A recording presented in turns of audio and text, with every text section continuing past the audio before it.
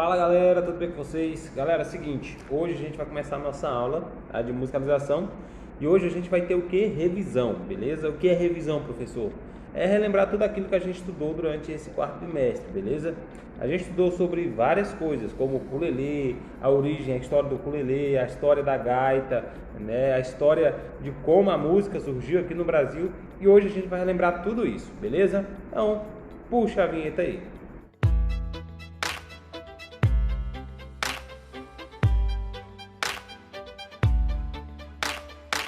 Fala turma querida do meu coração, beleza? Olha só galera, como eu falei pra vocês, hoje vai ser basicamente revisão, tá? E eu quero que você preste bastante atenção na aula de hoje, por quê? Porque basicamente é tudo aquilo que a gente aprendeu. Então, se você perdeu alguma aula anteriormente, esse aqui é o momento de você aí pegar a ponta da meada, beleza? Então esse é o momento de você tirar suas dúvidas também, se você tiver. Você perguntar, professor, não entendi isso, não entendi aquilo, você pode mandar mensagem para mim, tá bom? Por que eu opto mais por fazer vídeo, galera? Porque você pode repetir e rever várias vezes o que você não entendeu, tá bom? E se mesmo assim você não compreender, você pode me mandar mensagem que assim eu vou estar explicando novamente para você, fechou? Então vamos lá. Primeiramente a gente vai falar sobre um pouquinho sobre o instrumento musical pequenininho aí que parece com violão. Você sabe que instrumento é esse? Isso aí, coleguinha, o ukulele. O ukulele é um instrumento musical da origem havaiana. Justamente, esse instrumento não, vamos dizer assim, ele não nasceu por acaso, veio de uma bomba atômica, nasceu o ukulele. Não, foi uma trajetória que ele fez, tá bom? Ele foi basicamente inspirado aí pelos instrumentos portugueses, tá bom? Aqui, assim como no Brasil, temos vários instrumentos musicais inspirados pelos portugueses. O ukulele também faz parte dessa família, tá bom? Só que o que acontece? O ukulele é um instrumento bem novinho. Quando a gente fala novinho, quer dizer que ele não tem uma idade tão avançada quanto os outros instrumentos, né? Como o teclado, como o violão, como a gaita, etc. O ukulele está no século, ele foi criado no século XX, tá bom? Então é curtinho. Estamos o quê? No século XXI. No século XX foi criado o ukulele. O ukulele ele foi mais utilizado depois da Segunda Guerra Mundial. Por quê? Porque o ukulele era um instrumento fácil de se carregar, fácil de se tocar, quer dizer, se tocar não, né? Fácil de se manusear, porque era um instrumento pequeno. E acredite ou não, o ukulele ficou conhecido como pulga saltitante. Por que, professor? Que apelido esquisito é esse? É um pouco estranho, né? Mas fazer o quê? Esse apelido ficou conhecido assim porque quando a pessoa toca, né, aquele reggaezinho básico lá, se você tiver oportunidade, você assiste alguma música que tem um ukulele, aquela música do Rei Pai, ela tem um ukulele nela e você percebe a diferença da tocada do violão para esse instrumento do ukulele. É um ritmo mais diferenciado, sabe? Por isso ficou conhecido como pulga saltitante.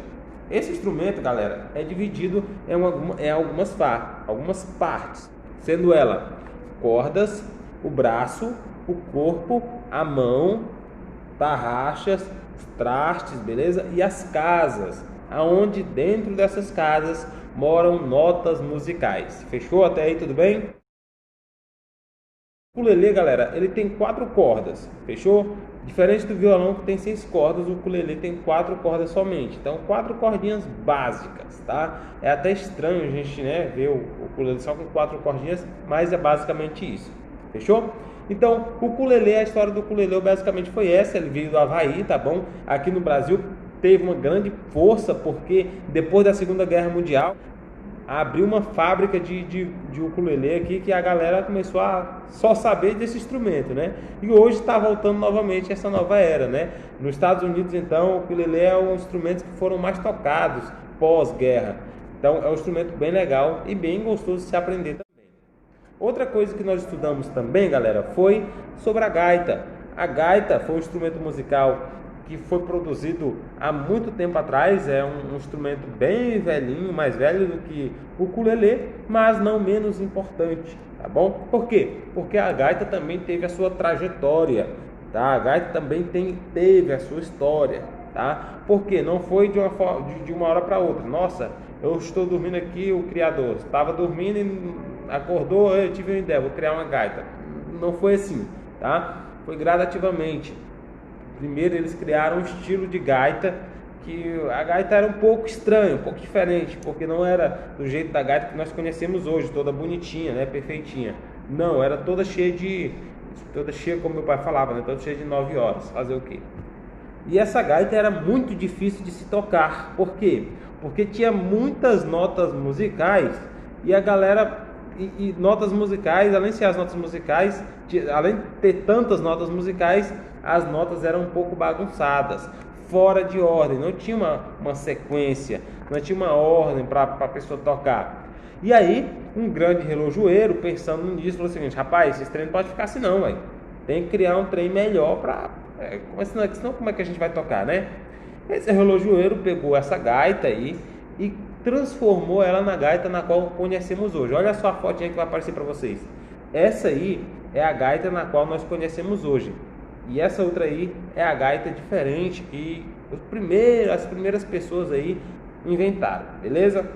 Muitos dizem que essa gaita, galera, ela é original da China, mas ela na verdade da Alemanha, beleza? Então, ela teve o seu início aí, ficou conhecido na China, mas ela é original da Alemanha. Então, se eu perguntar lá na atividade avaliativa, de onde, qual local foi que surgiu a gaita, vocês podem dizer que foi a partir do país da Alemanha, beleza? Até aí tá correto, fechou? Bem, depois, galera, passou um tempo, onde a gaita foi criada, passou um tempo em 1923, olha só, decora essa data aí, 1923, chegou aqui um rapaz aqui, chamado de Alfred chegou aqui no Brasil, era um músico também, que aprendeu gaita na Alemanha, e chegou aqui no Brasil e quis também colocar esse instrumento, implantar esse novo instrumento aqui no Brasil. Ele conseguiu? Conseguiu. Em 1923, Alfred conseguiu construir a sua primeira fábrica de gaitas. Olha só que interessante, cara. Legal, né?